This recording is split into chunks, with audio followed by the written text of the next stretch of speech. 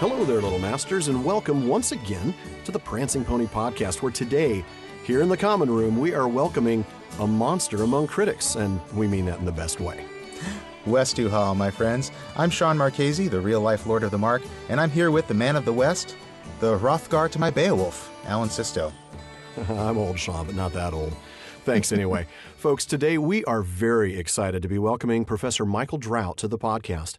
Professor Drout is a professor of English at Wheaton College and a noted Tolkien scholar, co-editor of the annual Tolkien Studies Journal, the books J.R.R. Tolkien, Beowulf, and the Critics, and this is a mouthful, the J.R.R. Tolkien Encyclopedia, Scholarship and Critical Assessment. He's also worked very closely with the folks over at Lotro, and is just an all-around great guy and has agreed to join us today. We are thrilled to have him on the show. We truly are, just honored and happy to have him here today. So, Michael Drout, let me be the first to say welcome to the Prancing Pony Podcast. Thank you. It's a real pleasure to be here and to talk to you guys today. I was a friend of mine at the Kentucky A Long Expected Party turned me on to your work, and so I've listened to a bunch of the podcasts and enjoyed them a lot, and so I'm happy to be a part of it. Great. We're so glad you enjoyed the show. Yeah, that's good definitely. to know. Well, we'll start out with a real easy question. It's one that we typically ask our guests. It's kind of a get-to-know-you question. Real simple. When and how did you first discover Tolkien's work? So there are conflicting reports of this because one is what I remember and the other is the family story. But the family story is that when I was 2 years old, in the spare bedroom at my grandmother's house, my dad had gotten the Barbara Remington poster with the one with the famous emus and the bulbous fruit and the things that don't make any sense. And that poster was just taped on the wall of that spare bedroom. And supposedly I stood up in my crib and would point at the Black Riders coming out of the swamp or whatever where those frogs are in that picture, and say, what that. And so, from then on, interested in Tolkien. I don't know if that, I can't say it's not true. I was too young to remember, but my first actual memory of it was in the early 70s when we were living in New York City, and I had come down with a really bad case of pneumonia or some lung thing, and my dad came back from the grocery store with the paperback Hobbit and just read it to me. And that was sort of the start. And we got to the end, and I was like, I want the next one. And we read, Hobbit through the whole Lord of the Rings. And when we got to the end, I'm like, you have to start over. So for years, this went on. And then, I didn't. So that's my love of Tolkien. Went through that. I did, in the 80s doing Dungeons and Dragons stuff. I always used to sneak Tolkien stuff. I never understood until later find out with the whole Gary Gygax, the Tolkien estate lawsuit stuff. But I never understood why there wasn't good Tolkien stuff in Dungeons and Dragons. So I would write it in there. Of course. On my own. As all good DMs do. As we all did, yeah. Yep. And then, kind of didn't do a whole lot with it in college until I was in a medieval lit class, and Beowulf, the Monsters and the Critics came up, and like J.R.R. Tolkien. I'm like, I didn't really know that he was you just knew he was a writer that you loved, and then it just kind of took off from there. I decided I would do a chapter on Tolkien's interpretation of Beowulf in my dissertation. And that was a real fight because my dissertation director was like, you can't do that Tolkien stuff too much. It'll make you not marketable, and which is so funny because it's the opposite now. But just a bit. And I happened to be going to Oxford, so I arranged to go look at I thought I'd look at the drafts of the Monsters and the Critics, and kind of discovered then that it wasn't just drafts, it was a whole book-length manuscript that Christopher had donated to the Bodleian that nobody seemingly had dug out of the bottom of the box or worked with since 1986 when it was donated. It was in 96, so it was 10 years. So I first got permission from the estate. They were really generous and gracious about letting me have the manuscript microfilmed and use excerpts and quotations in my dissertation chapter. And then when I finished my dissertation, I wrote to them and I said, I'd like to edit the whole thing. And to my surprise, because, I was like just a new PhD, had no reputation or anything. And they're like, well, we'd be happy to do that. And Christopher helped me out with a few things. Wow. And so it just kind of grew from there. I'm a trained medievalist. I do a lot of work in Anglo-Saxon. I do most of my teaching in Anglo-Saxon, but I'll teach a Tolkien class. And then in 2001, I was on the phone with Doug Anderson. Called me because he was doing a new edition of his annotated Hobbit. He knew Beowulf and the Critics was coming out. He also knew that the publisher was like glacially slow in getting it out. And he wanted to make sure that his new edition of the annotated Hobbit was up to date. And I kind of was torn, because the estate, there's a confidentiality thing. You're not supposed to send copies around to people. But it was Doug Anderson. I'd used his annotated Hobbit. And so I just took a gamble. I'm like, I'll just send him the files. And that kind of started a friendship between us. And we were having a conversation one night about Tolkien stuff, and he's like, we're going over he was reading out loud to me what he was going to say, and I was making sure that it felt accurate and so forth. And he said, I've always thought that we really needed a journal of Tolkien studies because myth lore is a good journal, but it's not just Tolkien, and there wasn't anything that was just Tolkien and just scholarly. So he said that. I'm like, well, why don't we found it? Why don't we go ahead and do it? That's great. And he's like, well, I don't know. I don't know how to do it. And I said, I have some layout and design experience. I have, some support from my college. If we could get the first set of articles, we still have to find a publisher. Sure. So he said, okay, we got to bring my friend Verlin Flieger into this. And so that's how I met Verlin it was years before I met Verlin face to face. We talked on the phone and we exchanged emails, and they had the contacts in the world of Tolkien study. I knew Tom Shippey, but that was about it. And so we got that first issue put together, and we still couldn't find a publisher.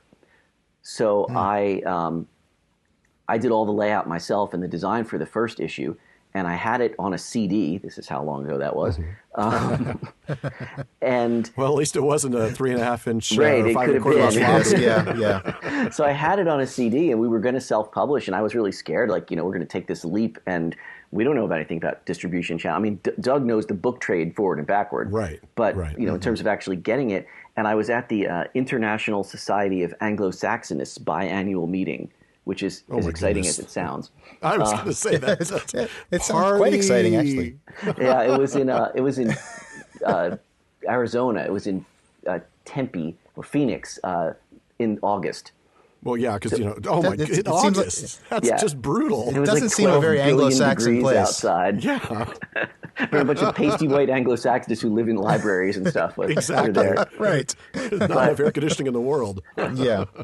I was talking to Pat Connor, who's a senior professor at West Virginia University and had been just incredibly generous and kind with me, helping me in my dissertation, and I've known him, and we were just chatting, and he's like, yeah, now I'm the head of West Virginia University Press. I'm like, oh, how's that going? He says, good, but the weirdest thing, he's like, the only thing we make money on are our journals. The actual books, you'd think that that's where the money would be, but the books don't, they just break even, but we actually make a little bit of profit to support the press from the journals. And I said, would you like a new journal for you? There you go. And he said, well, what is it? I said, it would be on Tolkien Studies. I think it would have a good readership. He goes, it sounds kind of interesting. And then I handed him the CD. And he was kind of like, okay. And it all just went from there. I mean, I got an email from him at 1 a.m. one night when he had gotten the first, the copy back. And he's like, this is the most beautiful book we've ever done at WCU That's Press. awesome. So it was an amazing. It was just a lot of things just luck, came together for Tolkien stuff. For my Tolkien, for doing it. I mean, just the fact that I was doing this Beowulf for the Critics, and I had got it into the press a full year before the Fellowship of the Ring movie came out.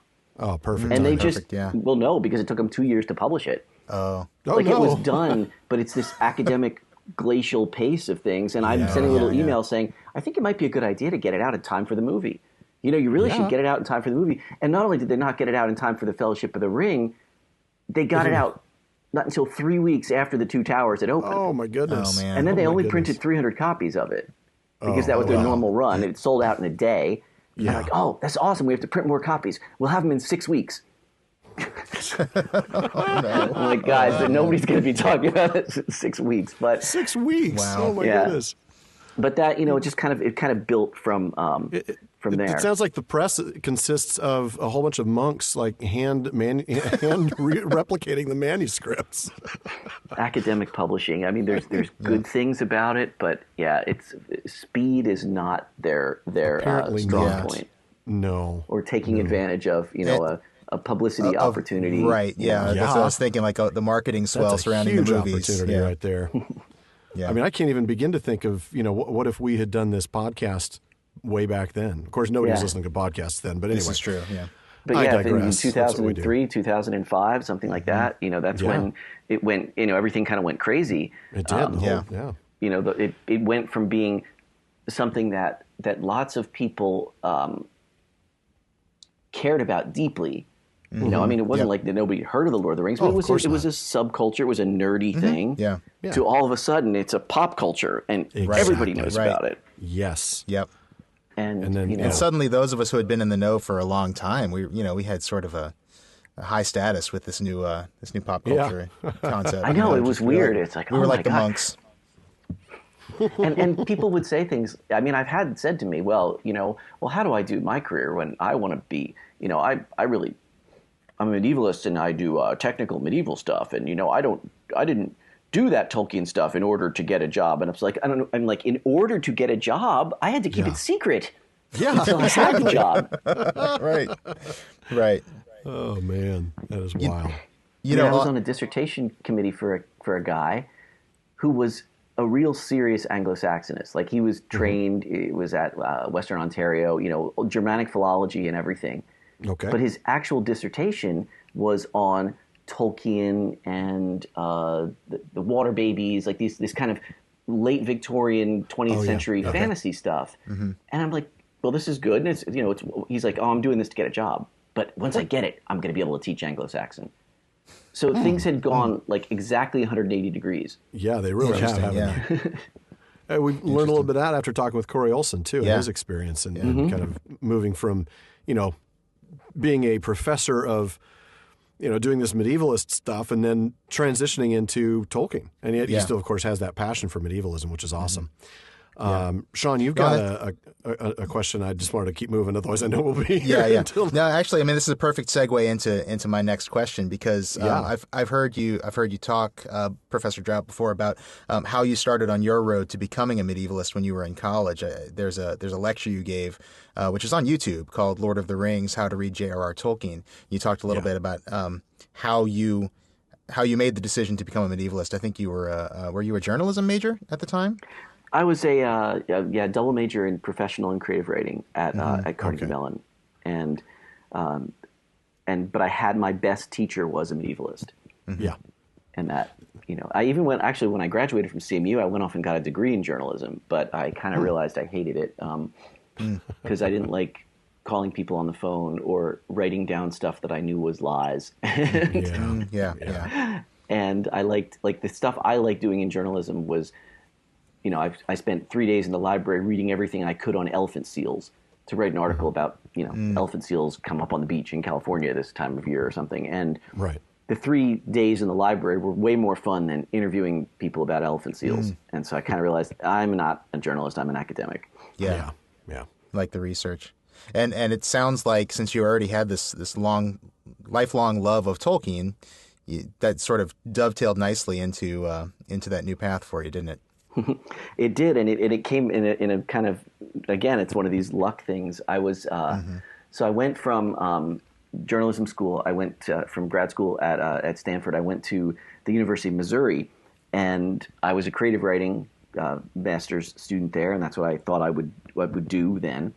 And you had to take some lit classes, and one of the lit classes was Old English. And in the course catalog, Professor Foley had written Westhu Hall at the end of the course description. And so, I mean, I obviously recognized it from Tolkien.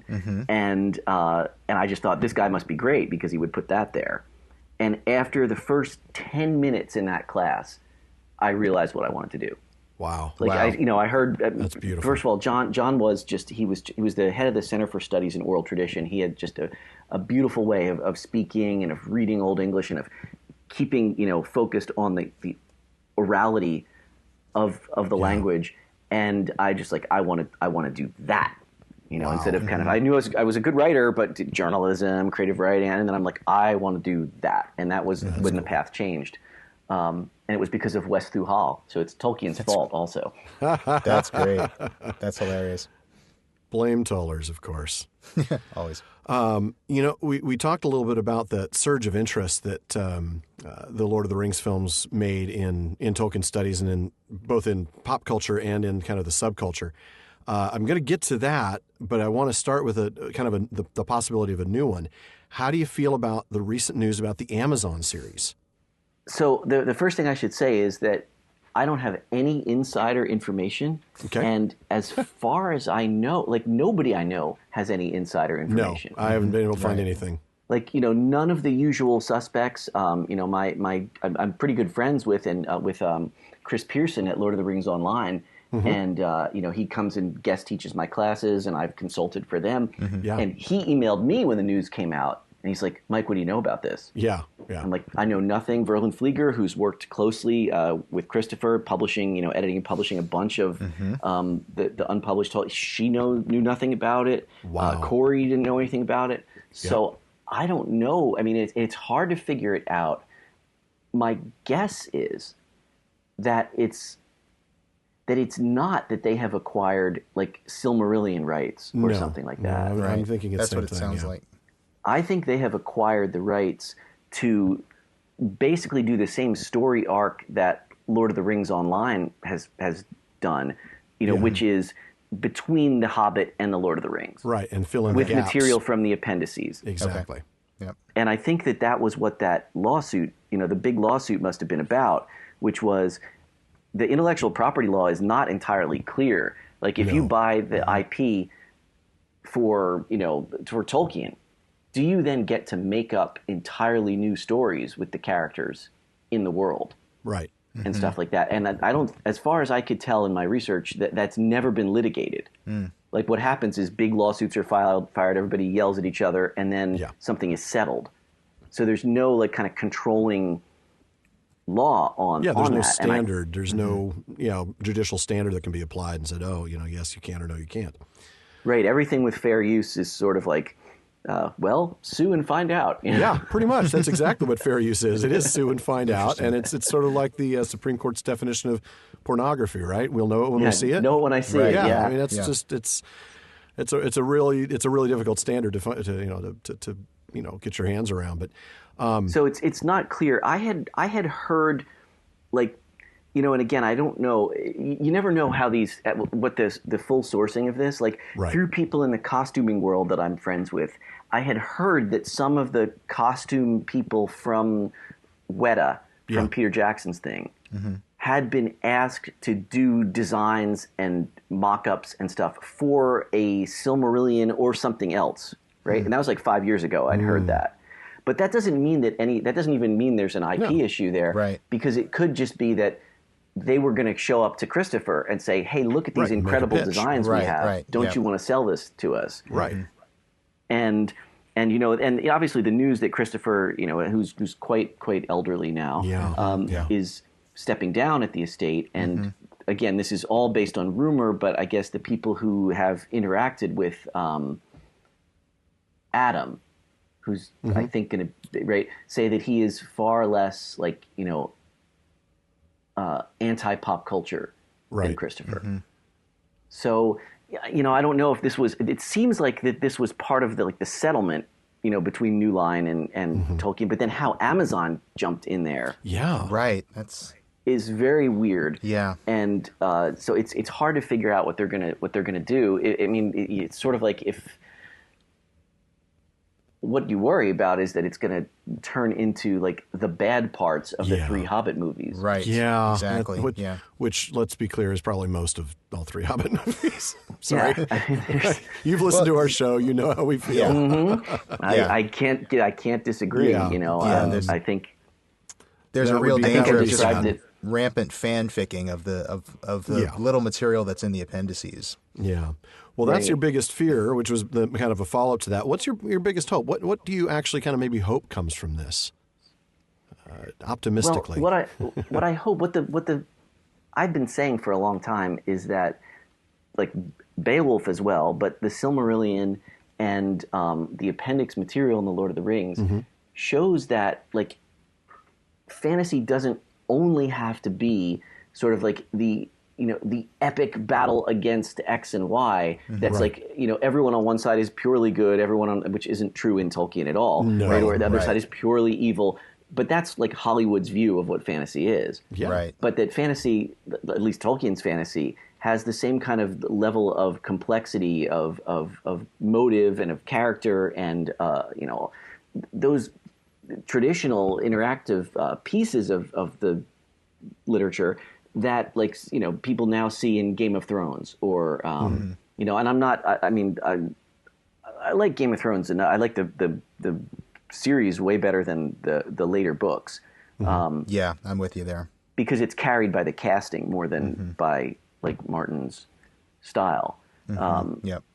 But I mean, what that showed is that people can pay attention and get like the complexity of the story, and because the complexity of the story is very high in a lot of these things. And I mean, I think a lot of that is what has also been done. And I consult for Lord of the Rings Online, but it's none of this is really due to me. Like, that's Chris Pearson and those guys who sort of figured out a lot of what the backstories would have to be in order to and I mean, there's other ways of doing it too, but there's a lot of complexity and kind of double dealing and treachery. At one point, right in the Council of Elrond, it's either Elrond or Gandalf, says that in the long wars against Sauron, treachery has always been our greatest foe. Yes. Oh, right. Yes. Yeah. Yep. And I'm like, really? Well, what is that? Because I don't see a lot of treachery. You see Saruman changing sides. Right. But beyond that, there's not. So there must have been some. You're right. You have to go all the way back to the first age and Myglin's betrayal of now I can't. Or the Easterlings at the Near Ninth or something like that. Yeah. But all of that's first age. You're right. There's not a lot of that you see in the second and third. Well, right. Well, and you would. I would assume that some of it, would be related to sort of, where did the Witch King come from, and what's the deal with the Black Numenorians? The Black Numenorians. And the kin strife in Gondor. And whatever happens, like what happened with the wars of Sauron when he destroys Ostin Edhill and marches into Eriador with Celebrimbor's dead body on his standard, hanging on a banner, right? That kind of stuff. And I think if it was done well and if it was written well, it could be really good. If it turns into like basically like isn't Legolas cute fan fiction, then it's not going to be. Yeah, that's And I wonder, either way, with either with either result, that is a result that satisfies people like us or doesn't, are we likely to see another burst of interest in not just the written works, but maybe in Tolkien Studies, as a field, as it seemed we did after the first of those film trilogies? Yeah, I think we will. There was a lot less when The Hobbit moved. Like people tried. They thought it was going to be like 2000, 4 or 5 or whenever it was, right when The Return of the King came out, which I think was the peak of that kind of pop cultural hype, and then it just wasn't quite there for The Hobbit. For a variety of reasons. One, like Peter Jackson didn't have a script, but I mean, he admitted it. Like that sometimes he would walk in, right, and like, what are we doing today? That's not the best way to make a film. But and the movie just wasn't received as well. It didn't really have the cultural impact at all. No, because it didn't not quite have that. Speaking, you're right. Yeah, it didn't like. I don't know. The first set of films just blew people away. Oh, yeah. Even though now when you look at them, there's some awkwardnesses and stuff. But they, especially the first one, I felt like was really working hard to be more Tolkienian than Hollywoodish. Yes, I agree. And you can feel that. You can really feel that in that first one, and you can feel it getting a little bit less and a little bit less, and then it takes a big jump less to the Hobbit. With each successive movie, it seems like it's less and less. You're right. Yeah, because they got further and further away from, the small changes that they had made at the beginning kind of expanded out. And just like, I don't know, like, I don't want to do a whole critique of the Hobbit thing, but I knew it was doomed from the opening voiceover. Yeah. When it said, and then Thror ruled as if with divine right. Yeah. And I'm sitting there is no divine right in Middle-earth. I know. It's crazy. What are you talking about? Why did you even need that? You could have just left that line out entirely. I know. Yeah. And it was like, okay, we're doomed. Yeah. We're in a world of trouble. Yeah, we're right. Oh, my goodness. Pit of your stomach, sinking feeling. I am excited, though, that hopefully, we'll see that more folks will be at least interested in Tolkien studies. Yeah. And even if it's a bad show. But, of course, we've got plenty of time, and I am sure we're going to have you back on before the show comes on, because we'll have to discuss what we know about the show when we know about it. That's right. Yeah, when there's anything that's released. When there's anything to know, right? Right, exactly. Once there's some information out there to react to, we'll react. So I have another question about just, without thinking about the show, how do you feel about the way the field of Tolkien studies is developing now? What do you see coming in the future for Tolkien scholars and Tolkien readers? Well, it's sometimes hard to get your, like, when we do each, we obviously do each issue individually, and it seems like we're always kind of scrambling to the last minute, and then you're like, oh wow, that kind of came together, and there's a theme, because people are responding to things that came out a couple of years ago, or there's these kind of waves of interest in different things based on whether there's new things published or whether someone writes a real provocative article. And the other thing that we're seeing a lot of in the submissions to the journal and so forth is that people sort of from the outside are more interested. So it's hard to explain that, but if you look over the first 10, we're just finishing up 15 right now. 14 came out about a month ago, and a lot of the articles are by we would call them the usual suspects. Okay. People who've been working on Tolkien way before it was cool and have kept working on it. Or people who are medievalists who also do stuff on Tolkien. And what we're starting to see now in the past 3 or 4 years is people who haven't worked in Tolkien studies at all. They are specialists in modernist literature or in Victorian, or they saw something that they're interested in, or they looked at Tolkien's poetry. And sometimes this leads to conflicts because Tolkien studies. I wish I could show capital letters, small letters when talking, but you can't. There's Tolkien Studies, the name of the journal, and then there's the field just of the Tolkien study Studies, of Tolkien, which is much greater than the journal. Right. And that the field of Tolkien Studies overall, whether it's in Tolkien Studies or the Journal of Tolkien Research or Mythlore or Seven or Inklings, any of those things has very high standards of in-world accuracy, right? That's one of the things that makes it challenging for some people to work in Tolkien studies is that we're not going to let you get away with, making mistakes about which hobbit lived in which part of the Shire, which hidden elf kingdom goes with which ring, and so forth. And so there's a lot of knowledge, and what you realize is that a lot of literary people don't read their texts with that degree of precision. So they're used to reading, Faulkner or Hemingway, and all the references are things in the real world that they already know. Yeah. And so then they make these kind of awkward blunders, and sometimes our outside reviewers who have to approve anything we're gonna publish in the journal. Sometimes, you pick someone because they're really good on Tolkien and the environment, but they have got, you are not going to spell Middle-earth with a capital E. Yeah. Right. Yeah. Right? Yeah. And then what you get angry people who've been rejected because they're like, see, you're just closed-minded to the deconstructive approach to Tolkien. I'm like, maybe, but the reason that this is rejected is that you had the inter-Noldor fight completely wrong. Yeah. You didn't know your Finwë from your Ingwe.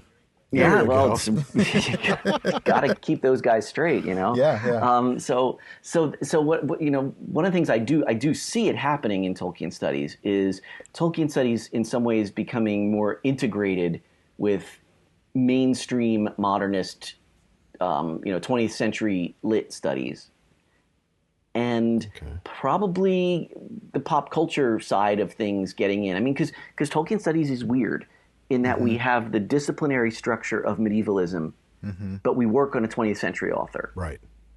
Right. So, it's very focused on sources and influences and exact word choice, which is not stuff that most modernist PhDs need to deal with. Right. Yeah. Right. Like I picked the book up off the shelf. All the words are printed. They're the same in everybody's edition.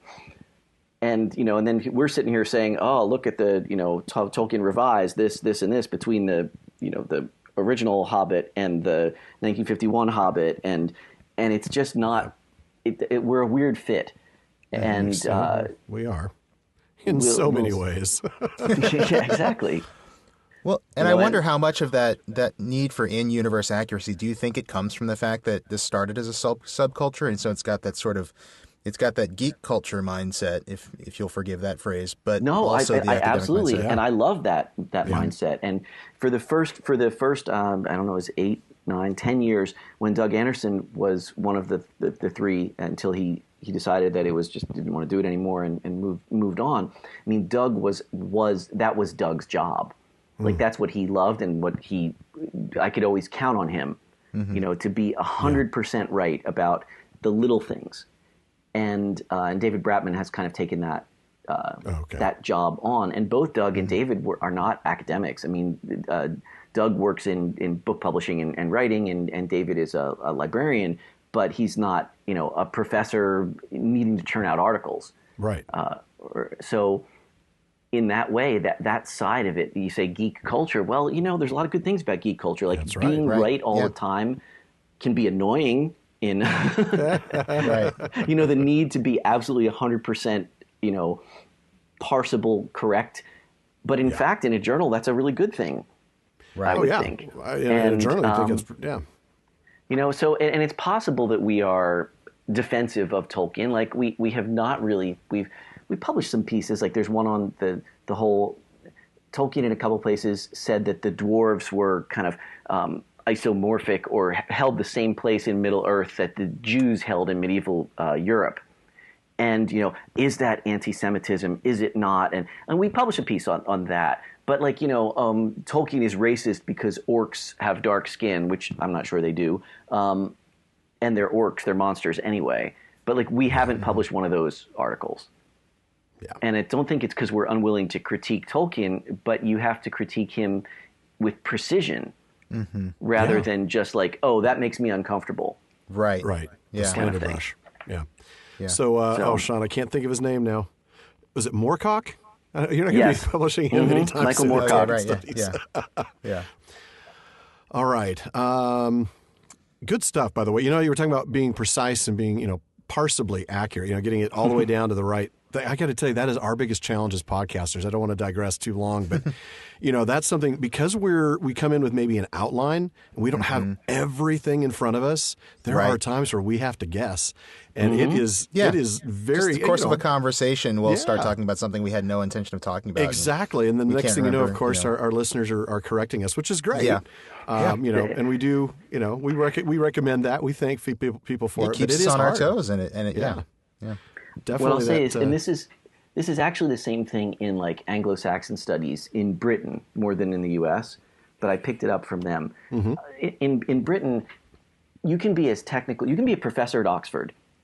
There is some independent scholar who knows more about the particular 10-year run of coins than you do.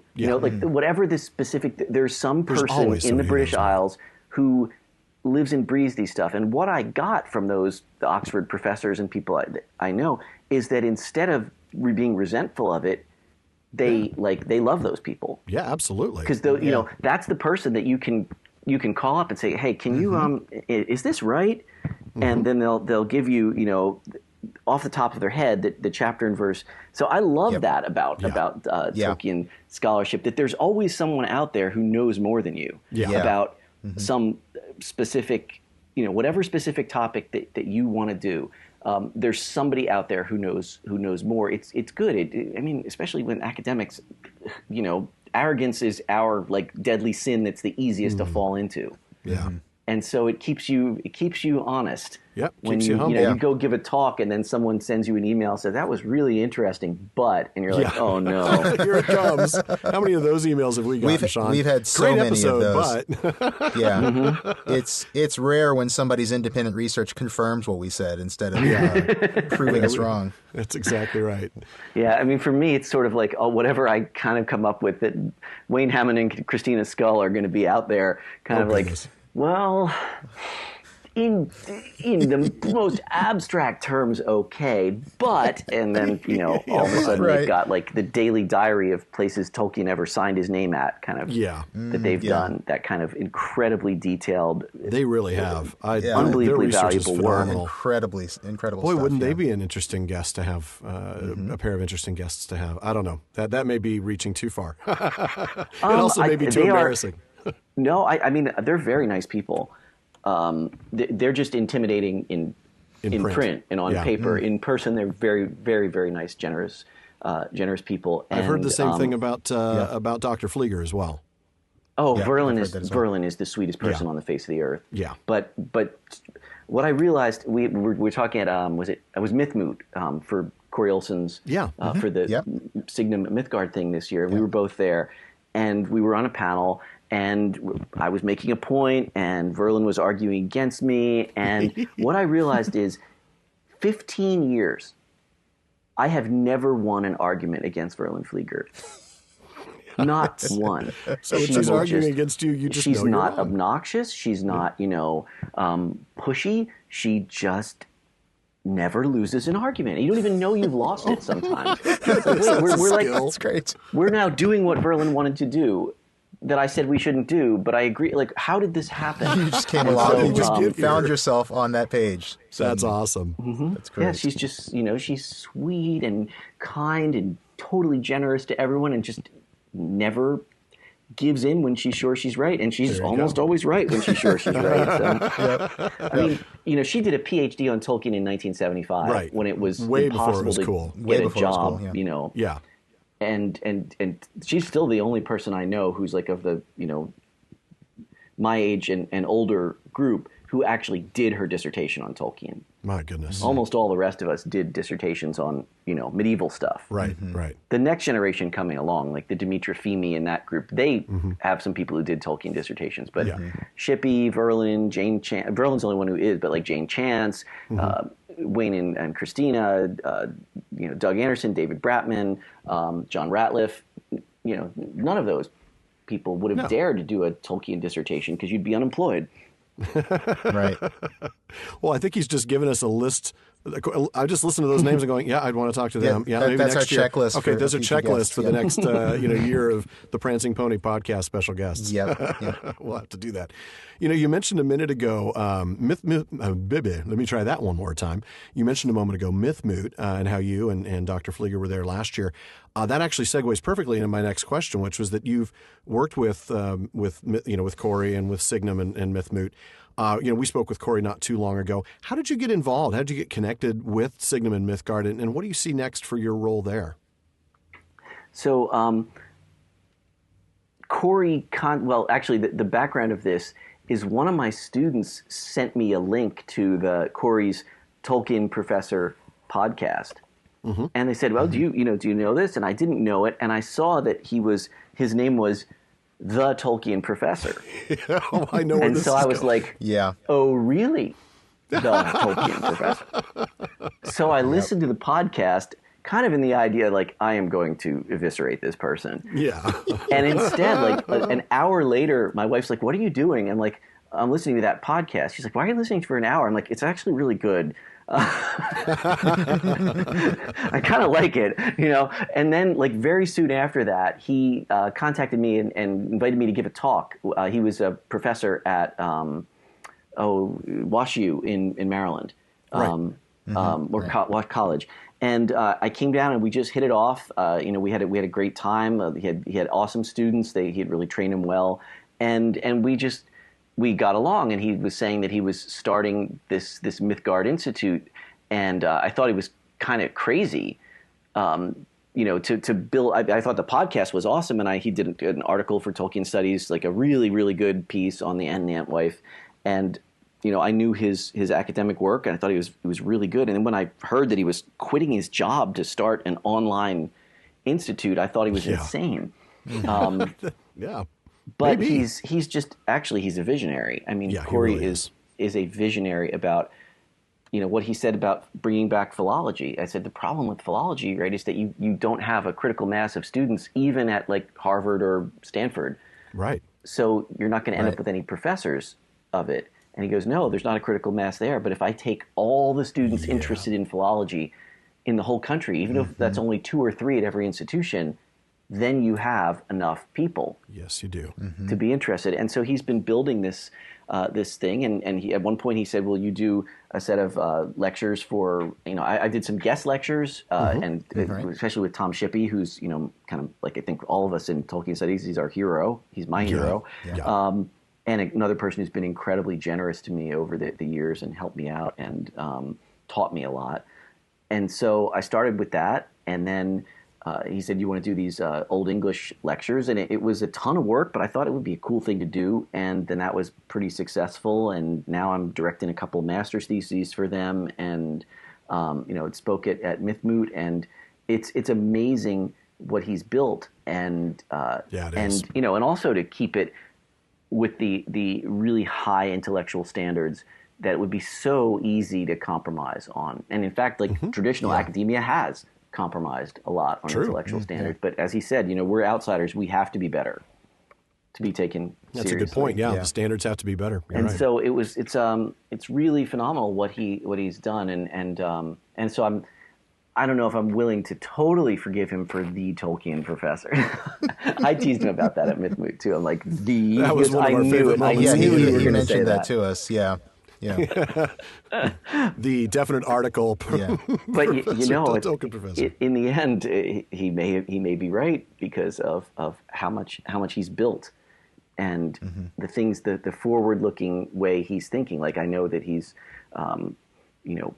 working with Lord of the Rings Online to combine gameplay and education in different ways. They're exploring how that might work. And and all I can say for our field is, for the academic side of things, and particularly the medievalist academic side of things, that's what we need or we're going to die. Yeah. Because it's a competition for scarce resources. The modernists are better at organizing themselves and being political than medievalists will ever be, because the reason we're medievalists is we didn't want to do that junk. Exactly. Right. Yeah. And even though our stuff is very popular with students, once they get a chance to see it and take the classes, my classes at Wheaton are the biggest in the English department by a large fraction. Wow. And simultaneously have the reputation of being the hardest, which I like a lot. But that's a good combination to have. Yeah. That speaks very well. I think, because they're big and popular, like I don't have to, oh my gosh, if he drops out, I'll be below the threshold, not just like one less paper to grade. But we're not sustainable on the current path. It used to be that every department, even a small department, to be respectable had to have an Anglo-Saxonist and a Chaucerian. Now it's one general medievalist, and it's most likely they're a Chaucerian, right? And now the pressure coming from administrations and other things is that, why can't the Chaucerian and the Shakespearean be in the same? Oh.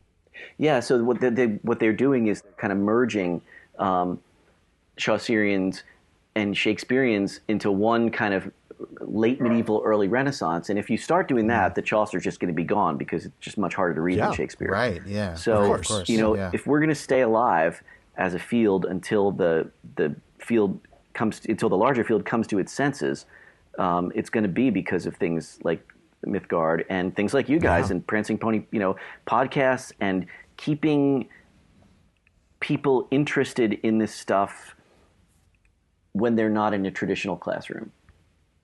I mean, I think it's enormously valuable and important, and it keeps the field fresh, and it keeps people interested in, and shows them the excitement of, of reading carefully and talking about the details.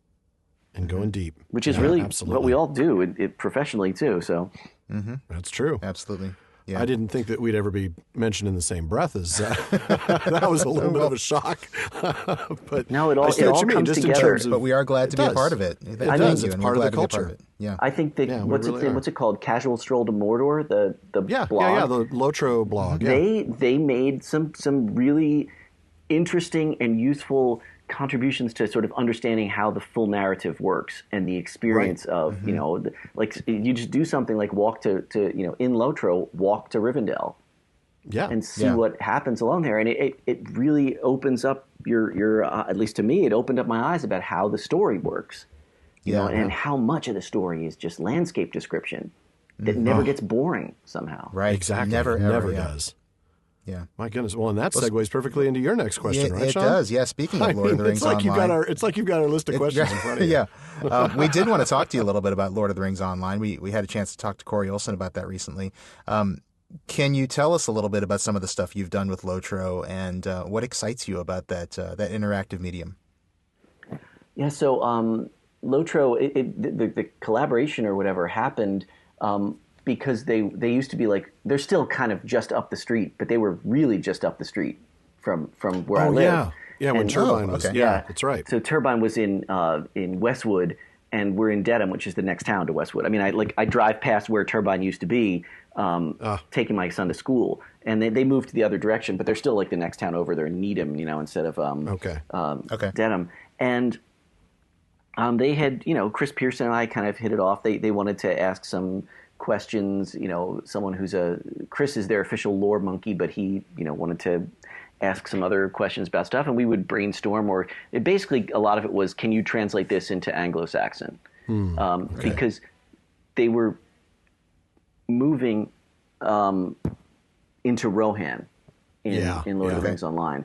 And so one of the things, like, where Chris is like, well, we don't have any information. We have a Marshal of the Mark, and we know Elfhelm and Éomer are first Marshal, second Marshal, third Marshal of the Mark, and so forth. How does the rest of Rohan organize? And I'm like, how the heck would I know? But those are always those questions from Chris are always sort of opportunities to make something up. Yeah. And so in this case, it was I came up with the idea that if we took Anglo-Saxon has many, many, many words for warrior, and so if you take these words for warrior and decide that they're actually ranks rather than just so that means a rink is and then a guma is above that, and a thane is above that, and a wiga or a haleth or so forth, and that he liked that, and that worked pretty well, and so I did some of that, and like he would Chris Pearson was translating everything that you might find in a dictionary that's in West Saxon and translating into Mercian, and it's not that hard. Like a lot of things that EAs become A's, like so. In Beowulf and some of it's Erklanstanas, and that becomes Arkenstone, or Siaruman becomes Saruman, and so forth. Okay, so I did some of that, and then he's like, I need a poem. They wanted to have there was like a statue, and there was going to be a poem on it in Anglo-Saxon runes, and so I found out I could write a poem in Anglo-Saxon, and then from that it went to. Chris emails me. It's back probably 2 years ago, I think, and he emails me and he says, "Okay, I need you to translate Tolkien's 'Where is the horse, where is the rider' poem into Anglo-Saxon." And I'm like, "Chris, you don't need to do that. He took it from The Wanderer. Just here's the original." Right. And Chris is like, "No, I don't want that. I don't want the original. I want exactly what Tolkien wrote, translated into Anglo-Saxon, because we're going to put it on the floor of Edoras in runes." Ooh, beautiful. So that was a challenge, more of a challenge than I thought. And it's kind of funny. It's like, using Babelfish. If you translate into German and then out of German, and you end up getting like, crazy. So I had this it was written in Anglo-Saxon, and then Tolkien adapted it into modern English. And then I translated Tolkien's modern English into Old English. sometimes stealing, the parts that were still the same from the original. From the Wanderer, right. Sure, yeah, right. And that went well, and it was very cool to that. Although I didn't see it for like another 2 years because my character wasn't high enough to get to Edoras to see the floor. When my character finally got high enough to get in there, that was pretty cool to see. That would be a moment. That would be awesome. Yeah, it was neat. And then I also found out that he named a character in the Lord. Like there's different characters, like non-player characters, NPCs in there, and one of them he named Druid, which is like close to Drout or whatever, which I hadn't seen when I had done the little cool thing there. And he I don't know if this has actually happened yet, but he promised me one other thing that's sort of like I don't know, is it an Easter egg or something? Yeah, that's what they call them. So when I first started working, doing some stuff for Lord of the Rings Online, when we were first playing the game, and I got kind of obsessive about it, and it started out that I was like, I don't know how this is going to work, and I don't really play any video games anymore or anything. Right. And my daughter was, I think, 8 at the time, maybe 7 or 8 years old. My son was like 4, and she wanted me to play because like she wanted a house. Yeah. She wanted a Hobbit house and stuff. And that's why when I play Lord of the Rings Online, I am Alf Sparkle, Hobbit Huntress. So, she's like, Daddy, Alfie needs a house. And so I would then play after she went to bed, trying to, get enough gold to get a house and to get enough high, and everything. And all the cool stuff to put in the house. And And I knew things had really reached a point where we needed to rethink this. Was when we were driving, driving somewhere, and I say, "Oh, look, there's a dead squirrel in the road," and Reese goes, "Loot it!" Loot it! So yeah, but they were my son and daughter. They used to play a game like they would call Baby Horse, Mama Horse, but basically it's them crawling around the floor and her bossing him around about stuff to do. But they seem to enjoy it. And sorry, my dog is going bonkers out there. Apparently so. No, I think our listeners will forgive you. I think that means somebody's delivering a package, but probably.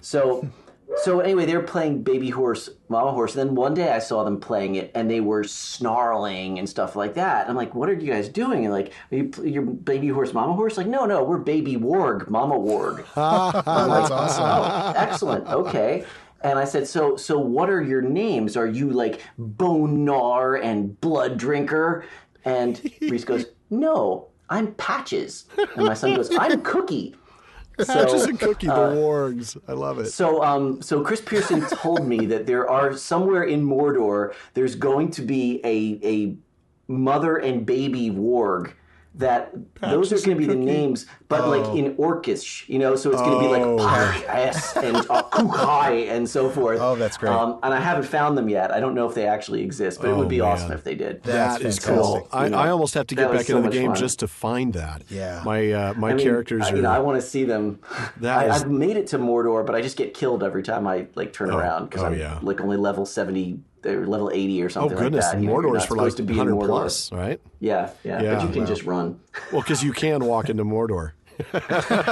And then get killed and go further and get killed.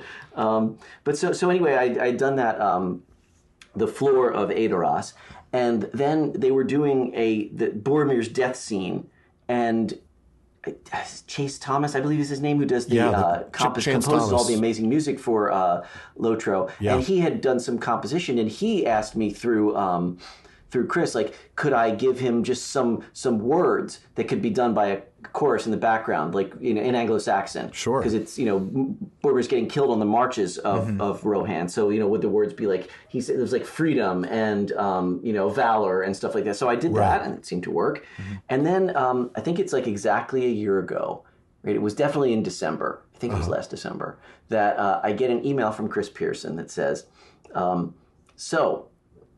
Tolkien says that the Rohirrim sung as they slew. Yes, love that line. He says, what did they sing? And I now knew Chris well enough to say, Chris, you know as well as I do that Tolkien doesn't say. Right. Mm-hmm. He's like, yeah, That's what I need you to write. That's why I'm calling you. Yeah. And I'm like, you're not serious, right? Like, that's like a whole song now that you would need. And how would you write? Like, what song would they sing and everything? Right. I said, I don't know if I can do this. But it was like exactly this time last year. And I had a lot of papers to grade that I didn't want to grade. Some things never change. There you go. So I started messing around with it. And I had the idea that in Lotro, the game mechanic, right, is that there's not a true, like, there's not a cleric healer. Right. It's a minstrel. Mm-hmm. Okay. And the minstrel, like, improves your morale. Yeah. And so... Which is your health. I thought the idea was... For people who don't play the game, your morale is your health, basically. Yeah. Sorry, I should have said said okay. that. So, so that you don't die. Right. And so I thought, well, maybe I just had this, maybe I can use that. And the idea that maybe the minstrel, when he's improving your morale, would sing something, and then there would be like a response from the crowd. So like they would repeat or something. Because, I mean, they're on horses. They're fighting orcs. Like, how much singing is going on? Right. Right? Except by the minstrel, who's not fighting because he's singing. Right. And kind of hard to wield a sword when you got a lute in your hands, Exactly. Yeah. Or like, I think that mostly it would sound like, you can't really sing when you're hacking orcs to death. Yeah. So I thought of this call and response kind of thing, and I came, started out with just the basics, like arise, riders of Theoden, and then, and doing it all in Anglo-Saxon, like, Aurisath, and so forth. And it just kind of clicked into place, like a lot, a series of these things and some choruses, and then I kind of started messing with the meter to make it, at least fit Anglo-Saxon, general Anglo-Saxon meter. And it, took a long, like, I stayed up way too late and kept working on it. But I thought, I think it came out okay. And so I sent it to him, and I think I sent it to him on December 24th. Oh, wow. Like, that was, how long it took. Yeah. And I titled the email, "A Slaying Song Tonight." So, that's awesome. That's I was great. happy about that. I think, Shawn, we just got our title. I think we got our title for this episode. Good idea. Good idea. Oh, good. Noted. That's awesome. And so I didn't hear anything back from him for a while because it was Christmas time and everything. And then the next thing I heard is that they had gotten music written for it and hired a chorus to sing the That's song. Awesome. And it's in the background of the Battle of the Pelennor Fields thing, which I still haven't been able to play because I'm not high enough level yet.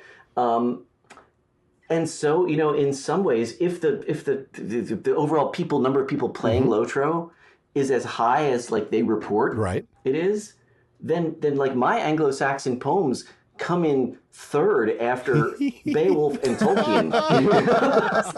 That is awesome. It's not bad considering that I never thought I was going to write Anglo-Saxon poetry. That's beautiful. And it's really fun to work with the Lotro with Chris and the Lotro people because they are they're really thinking through you can tell how this world had to work, which is what Tolkien is doing. Like I had no memory that Tolkien talks like about this whole thing of the area inside the Ramas, the external small wall that they built around Minas Tirith, and it's the oasts. I don't even know what an oast was. We had to look it up too.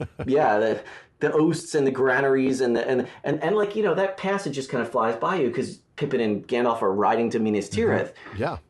But Tolkien had done it, so I feel like that in that way, I don't think Tolkien would like all the kind of explicit visual violence in Lotro. Like in any video game, you have to have that. I don't think he would have been a big fan of that, but he certainly would have been a fan of the stuff that Chris and those guys do of reading the book so carefully and then figuring out like, hey, if you had this many dwarves living in Moria, like what did you do with their waste products? How did they get water? How did they get light? And and whether they came up with the same solutions as Tolkien would have or not, and probably not, because he's like when he does do that, when someone in a letter he says, oh well, actually it's like 7 times more complicated, far worse than you thought. you would have guessed, but I think it's really in the spirit of the whole thing, which is not just envision, as he said it, like don't just envision. You can say a green sun. But like the kind of world in which a green sun would exist, work and would make sense. Yeah. I love that line that you referenced, though, by the way, the Osten, Garner, Fold and Buyer. Yeah. Yeah. 4 words that I had to look up in yeah. in about 6 words. Yeah, because awesome. they're agricultural terms from the last century that if you don't, and I think if you live on a farm, you don't know what an oast is, but... No. I mean, not unless you are old and you remember your grandfather talking about them. Right. Really, that's where the oast used to be in 1871. Right. What was an oast, Granddaddy? Good stuff. Well, I'm going to have to level up. My character's stuck. My best character is stuck at level 65 or 66. I think I finally got him up one, but I last played regularly back when Mirkwood had come out. And then 65 was the cap back then. And unfortunately, my kids are a little younger than yours, 5 and 3 here. And I think Shawn's are a little younger than that. Mine are still younger than that, yeah. Yeah. And I don't even have the game, so I think my family would have a few things. Yeah, but I think they'd have a few things to say about me investing time in that right now. I'm sure they would. That's the especially biggest thing, yeah. How much time you invest in this podcast. Yeah. So the time. But it is fun. And like I said, Chris Pearson, who's the senior world designer, which is an awesome job title. That's what an awesome my title. Students, yeah. When he comes to talk at Wheaton, the first question is always like, "How do I get your job?" And he's like, "Yeah, that's exactly what I thought. There's my dream job right there." Yeah, and I want to build Middle Earth. What a cool gig! Yeah, that Chris Pearson. We might have to reach out to him at some point. I don't know how much of our audience really plays Lotro, but I know I would love to find out more about that. I think there are more than we may think. More players than we think. That might be an interesting chat sometime. Maybe not for a full episode, but like for a segment or something. But and love to reach out. Another thing that's really interesting about it is how the kind of the culture within the game among the players. Because it is the most it's an MMO, and it's like a really positive, welcoming culture. So I play as Alf Sparkle, right? So nobody knows that I'm not a, well, it was funny because at that time, I believe it was a 9-year-old girl or her, 40-something-year-old dad playing. Right. And somehow she got into a kinship. I wouldn't ever let her use the headset and talk. Like that was my rule. Like, you're a little girl, no. And it was some young boys, teenage boys in Texas who obviously saw a girl playing the game, and they're like, "Oh, let's make friends with her," right? Sure. But then they were such gentlemen. They were so nice, and I felt bad for them sometimes when they were being nice to me and I was playing. They were always like, "What can we help you with, Alfie?" And let's do, and with Reese too. And they because she could listen. I just wouldn't let her use the microphone to talk. Right. And that is everyone I've talked to has said that's sort of their experience in Lotro, even in like the player versus player part of the game, which in most places, I mean, I remember EverQuest, people wanting to find people in real life and kill them. Yeah. That was my last MMO experience was EverQuest, and it was nothing like that. Yeah. No. I mean, I certainly made some good friends there, but it didn't have that just general sense of that goodwill. There's a lot of goodwill in Lotro, it really for sure. is. Like people, we'll see someone trying a quest and failing and run over and like, "Hey, do you want to fellowship with me? We can do this. I know how to get through this one," and stuff. And so I'm sure Lotro would say that's the way we've, our mods have controlled it. But it's Tolkien's. No. It's Tolkien. It's Tolkien's world. It's the people who are interested in it. Exactly. Yeah. That's exactly right. The people that it attracts are people who are decent folk for the most part. I mean, you get your there's always bad apples everywhere, but I've had that same kind of experience. People have been willing to help. People have been willing to just be friendly and nice and courteous for the most part. And it's actually how most of Tolkien academia is too. I mean, compared to medievalists are just generally nicer in my experience to each other than any of the other subdisciplines, 18th, 19th, 20th, and so forth. Because we are a small minority of the field, but there's a lot of there's professional jealousy and all that. Tolkien scholars, and there's jealousy among us, and she's not the Tolkien professor, and that kind of thing. Definite but article. Overall, people are remarkably generous. I mean, people have sent me unpublished stuff. I was talking with a scholar in Israel, and the Tolkien book that I've been working on for a few years and have not quite, like, I'm 85% done, but I've been 85% done for 2.5 years and need to like get my acting gear, is called The Tower and the Ruin. Well, he sends me a draft of his book, and it's called The Tower and the Mirror, and I'm like, oh no. And you know, he's got his done, and so I wrote and I said that, and he's like, oh no, you know, Drout, I've read that name Tower and the Mirror, it must have stuck, Tower and the Ruin, it stuck in my head, and I have a better name for mine anyway. And I mean, just like that kind of just kindness and generosity, and to show people your unpublished work, and to pass around your databases or your, you know, electronic version, because you can't really put them on the web because the Tolkien estate would get testy. But people pass those around so that, you know, or they'll just get contact, you know, hey, I know you have a database of unfinished tales. Can you search for this, for Oast and Granary in it and see how many times he used it and where? So, you know, there's it's a fun thing to be a part of, which I think it should be. Like, you know, if Tolkien Studies ever becomes academically pompous and miserable, then it's going to really die, because that's too much of a contradiction, I think. Yeah.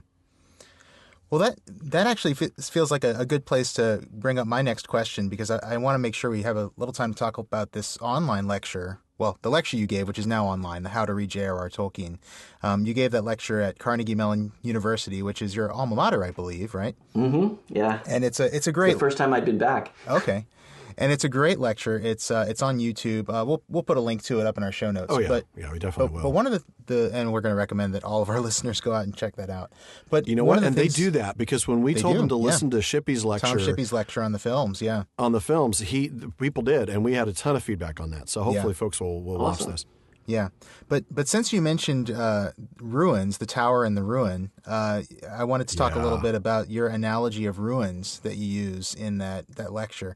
You say that ruins are broken references, and I think what you mean by that is fragments of a source that are sort of deprived of their original context. And you say that Tolkien's world is full of these broken references. You say it's a textual ruin. Can you talk a little bit about this to for our listeners, and how does this play out? Especially, go ahead. So my idea on this came about when I was in Whitby in England, which is there's the ruins of that's a 14th century monastery. There used to be an Anglo-Saxon one, but that was completely torn down in the 14th century. The 14th century one, and then in the dissolution of the monasteries, the roof was pulled off because it was valuable lead. And the building sort of fell to partial ruin. It's beautiful and it's atmospheric. It's been there for hundreds of years. Dracula is set in part in Whitby in the ruin there, and Tolkien sketched it a couple times. It's in one of the Hammond and Skull books with the Tolkien's art. And when I was walking around there, I was just thinking that, like, the ruin is beautiful, and in some ways it might be more beautiful to us than the full structure. We just have these kind of pieces, and you know that there must have been an arch there because here's the start of the arch and the bottom of the arch, or here's a window that's, you know, partially fallen down, and here's where the wall is missing. And I just, to me, it was an analogy for the kind of thing that we also have in Beowulf. So it's my academic specialty, and my favorite line that shows this in Beowulf is after the monster Grendel's been killed, and then his mother comes to Heorot and kills Hrothgar's right-hand man, who'd never been mentioned before, named Ashera, and takes the body away. And Beowulf comes out from wherever he's been sleeping and says, "Oh, how's everything's going, Hrothgar?" And Hrothgar says, "Oh, do not ask. Sorrow is renewed. Ashera is dead. Irminlaf's older brother." And Irminlaf is never mentioned in the poem or in all of Germanic literature. So, like, what the heck is going on in that? Like, Irminlaf's older brother. Oh, that guy, Irminlaf's older brother. Well, why didn't you say? It's like it doesn't make sense. Except, of course, it makes sense if the audience knew exactly who that was. Yep. They didn't know who Ashera was, but they knew Irminlaf, and so it's Irminlaf's older brother. Oh, in that family, or in that unlucky family that everybody gets eaten by monsters, or whatever it is. And I realized that Tolkien does this in The Lord of the Rings all the time when he has, Aragorn say, oh, well, no one's going to find us out of a blind dark, even if it were the cats of Queen Bruthiel. Mm-hmm. Right. And nobody in that group, like Nobody. Pippin never goes, what is he talking about? Right. You can see Jackson would have done that. The cats of Queen who? What? Gandalf, tell us something we can understand. But it's not, I think, that the hobbits are supposed to know who the cats of Queen Bruthiel are. It's just that Aragorn sort of, his culture is like that's who you'd reference getting out of the dark or something. Right. And so I thought that we have in Tolkien there's different kinds of there's actual just flat references that we can figure out eventually, right? Yeah. Because it's a reference, and then we when he says something about the White City or the Seeing Stones or whatever, and then you see what those are, and you're like, okay, that's a straight reference. Mm-hmm. And then there's these kind of broken references, which I would analogize to a ruin, which is that if you read the Silmarillion, you know what this references to. Because Tolkien really had an idea behind it. When he says the elf friends, Hador and Húrin and Túrin, Frodo, you'd be among them. You can sort of figure out at least some of it. Or you can, and Beren himself. Okay, I know who Beren is. I just read that story. Right? So that's a regular reference. But then there's a third thing, and the Cat's Queen Bruthiel is one of those, and that would be a fake reference, a pseudo reference that to something that at the time Tolkien wrote it didn't exist. He says that in a letter. Like, there were no cats of Queen Bruthiel. He just threw the name in there. And then later, he made up a story to go behind it. And sort of like a lot of the geography is that, he would say something before Christopher had drawn it on the map and, have to, and then and explain it in another, when they got there or so forth. And what I got out of that is that's the effect that we get when we're reading a legitimately old text. Right? When we're reading Beowulf, Sir Gawain and the Green Knight, Mallory, and Homer and Virgil, and all there's stuff in there that the audience absolutely knew who it was and what it was about. Yeah. And that we were, now we don't get that. And it gives that feeling of being really old and the culture has changed and it's beautiful and wonderful. However, it takes an investment to read that. Like for Beowulf, you got to learn the language. You got to translate it. For Mallory, it's you don't have to learn a whole new language, but it's pretty challenging. Gawain and the Green Knight is very challenging. And so what Tolkien did is bring those into modern English language, but bring that feel of the text being old and worn away, and the references being lost as the culture and the language changed around them. And part of it was just luck. Because he had written the Silmarillion. He never intended to not publish the Silmarillion, or he actually intended to publish it first at some points. And so that those are just you can find those references, but others is just like sort of if you were going to build a ruin in your backyard, because rather than building like I don't know, a little stone house, it'd be like cool to have just one wall and a window or something like that. Because if you're trying to get a particular feel for something, that feel of loss and where you see like the internal, the little bit of structure, and then your mind fills in what this must have been when it was a glorious tower or something like that, and it's almost like the exact opposite of what Peter Jackson does for Barad-dûr, right? Which is that giant pan shot. It goes up and up and up and up, and then it pulls back, and that's just like one little kind of warty excrescence on this even, more massive, gigantic. Yeah, this even more massive tower. It's a clever. It certainly, I don't think that you could have nearly the visual impact had it been done like the way Tolkien drew it in for that one that was used for the cover of The Return of the King for a long time. Like it's just not going to impress a movie audience. You needed a trick like that. Well, I think that not today. The ruin trick is going in the opposite direction. It's going to give you a little piece, and then your brain has to fill in. You have to fill in the rest. Yeah. And that's awesome. And so that's my like the Tolkien gives us both, but he often gives us the tower by giving us the ruin. Or he does it the other way around, in that he gives us the tower and sets everything up so that it's going to become a ruin. So in the Silmarillion, every time they build something in Beleriand, it's like, oh well, that's coming down. the description of Gondolin, and like the first thing of Gondolin is before it was destroyed by fire and so right, exactly, yeah. That's spoiler, and and he goes back and he goes back and forth between those things. I think because they work as this. I don't like metaphor so much as just makes concrete like the sadness and the loss that's at the heart of. The emotional heart of the Lord of the Rings. I mean, it's a book that we love, but it's very sad. And at the very end, he says he has this line that was sadness, tears that were blessed and without bitterness. And I think that's what he, in many ways, is just going for. And I think it gives you insight into Tolkien's. I mean, think of all the things he had endured and the loss of his family and his father and his mother and all his friends in World War I and his health and all these things. And he wasn't even seemingly shooting for eternal bliss and happiness. I mean, he did believe in that.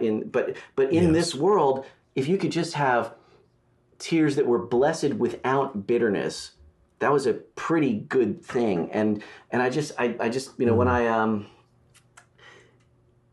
when I was walking around at Whitby, I just felt, because there is a real, if you ever go there, it's so beautiful, and it just has this feel of loss, but it's lost, but then you look and it's so beautiful as a ruin. I can't wait. That it's not all bad. And then I just think that, obviously there's just a lot of ruins in Middle-earth too. I mean, everything is knocked down. They need a building code, They really do. Well, so much of that early journey, so much of the journey throughout, but especially the early journey through Eriador, so many of the ruins you see, it just speaks to that. It gives you that sense that world has been there for a long time. There was something great there that's been lost. Yeah, and that sense too. Well, I mean, that comes through. That's an Anglo-Saxon.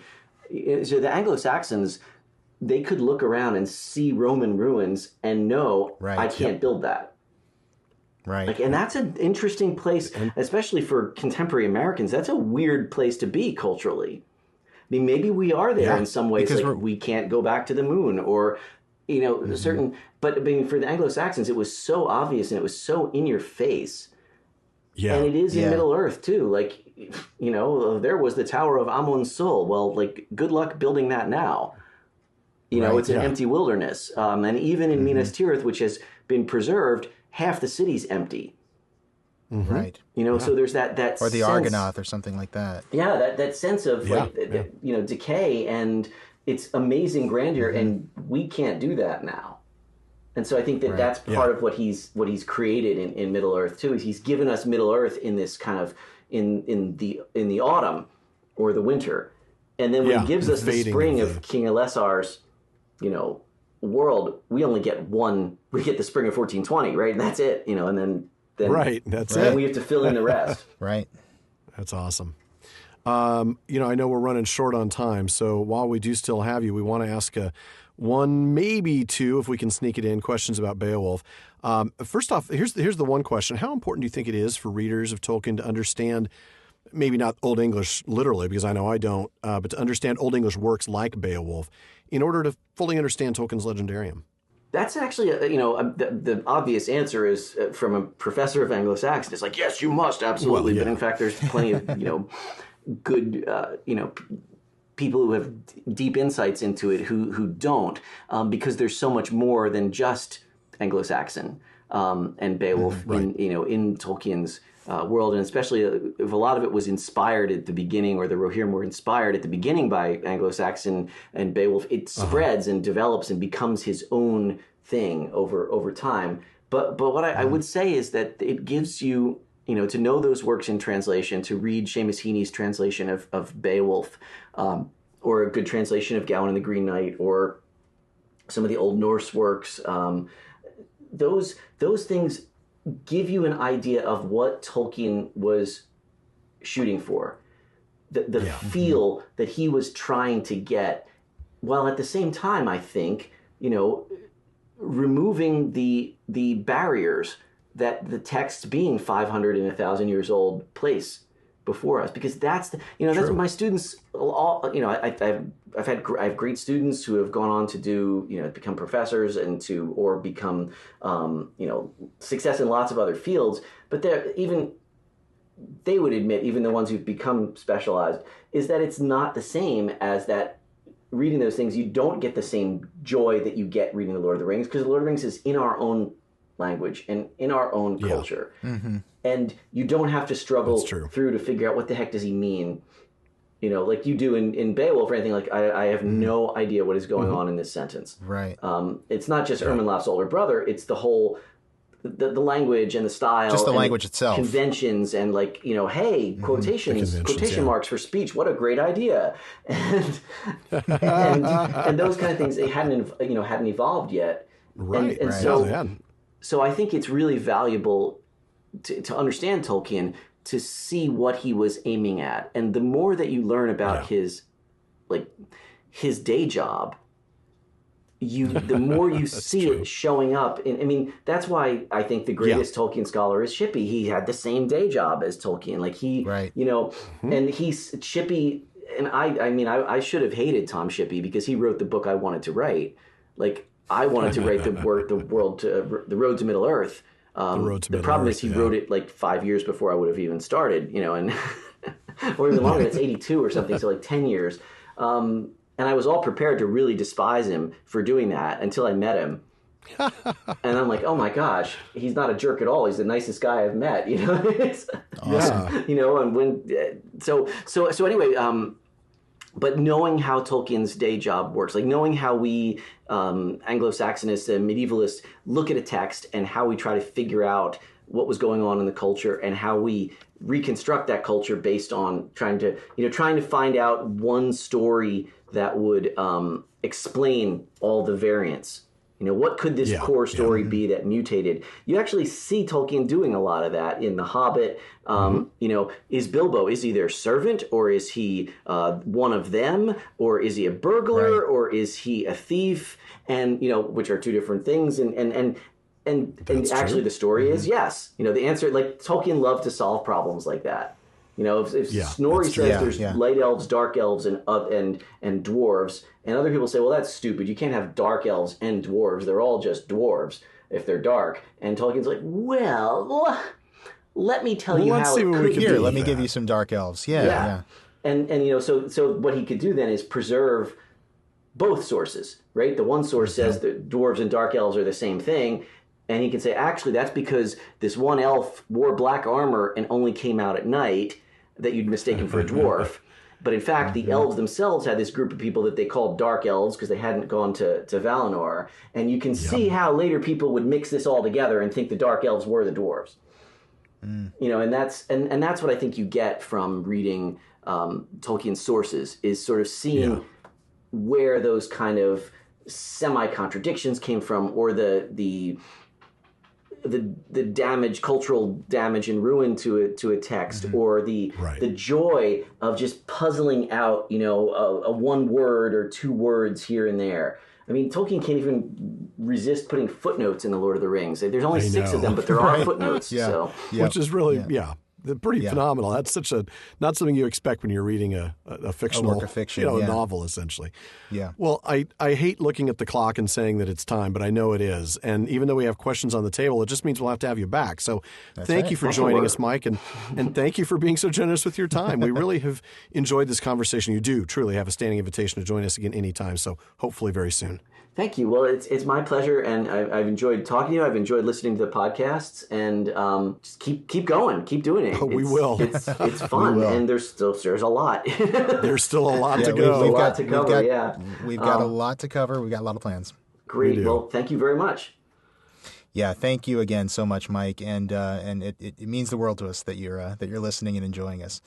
And listeners, be sure to join us again next week when we'll return to The Hobbit with Queer Lodgings and get to meet Beorn. Which means that wraps it up for another episode of the Prancing Pony Podcast. We want to take a minute to ask you to please consider joining our Patreon family at patreon.com/prancingponypod if you feel we've earned your support. Shawn and I do sink several hours into each episode, and while we're happy to do it, we're super grateful for the resources you provide that help us make the show better. Thanks to our Patreon family, we've been able to make this move that we've done all season 2, which is weekly episodes. But we do still have another big goal to reach. We want to be able to get to a moot and do a live episode from, something like Myth Moot or, well, probably not Oxen Moot this year, but you know what I mean. We want to get out there, be there with you guys, be there with people like Professor Drout and others in the Tolkien community, and be able to interview them at those locations and bring that show to you. And of course, we're a little over halfway to that goal, so please try to get us there. And we have some cool rewards too, like exclusive content that'll help you. That's right, and exclusive content includes things like our postscripts to each episode. We record episodes a couple of weeks in advance, and then we listen to those before they release to see if there's anything we missed, any jokes that fell through the cracks or mistakes we want to correct occasionally. Lots of those. Oh, quite a few. Mispronunciations, topics we wish we had delved into a little bit more, everything like that. You have to keep mentioning mispronunciations. Are you thinking Taniquetil? I was actually thinking about my troubles with the word conservation and conversation the other day. Conversationist, yes. But we put all those into a short postscript, usually about 5 to 10 minutes or so, and that's available to our Patreon supporters, usually on the same day the episode releases. Usually, though, to be honest, there's probably not going to be a postscript for this episode. Interview episodes are a little different. But if you want access to those bonuses and other exclusive content, be sure to join the Fellowship of the Podcast. We also want to take a moment to thank those of you who have already joined. You really are making the show better. And a very special shout out to Jason in British Columbia, our patron at the Kierdance contribution tier. And while we really do appreciate your support, we do not want you to feel obligated. That's right. Only if you can afford it, and if you think we've earned it, do we want you to consider signing up. Otherwise, keep enjoying the podcast, because we'll keep making it. Mm-hmm. Also, if you wouldn't mind heading over to iTunes for us and leaving a review, we'd really be grateful for that. Yep. Those reviews help us get a bit more visibility in iTunes, and that just translates to a bigger and more exciting community of Tolkien lovers. Yes, it does. And thanks to those of you who have, by the way. We do read every single one of them, and we really appreciate, even if we don't always understand, all the nice things you say about us. Make sure you never miss an episode of the show by subscribing to our podcast through iTunes or your favorite podcast app. We're in just about every podcast directory out there. And thanks to all of you who have become part of our social media family. We set out to start a Tolkien conversation that everyone could join, which is why we have our online common room on Facebook at the Prancing Pony Podcast and on Twitter at Prancing Pony Pod. And one last thing as always, don't forget to send your questions, comments, or Old English poetry about your favorite video game to Barlaman at theprancingponypodcast.com. That's Barlaman at theprancingponypodcast.com, and we'll try to get him into our next episode. Well, close to an hour and a half now. It is still far too short a time to spend amongst such excellent and admirable listeners. But until next time. Farewell, friends.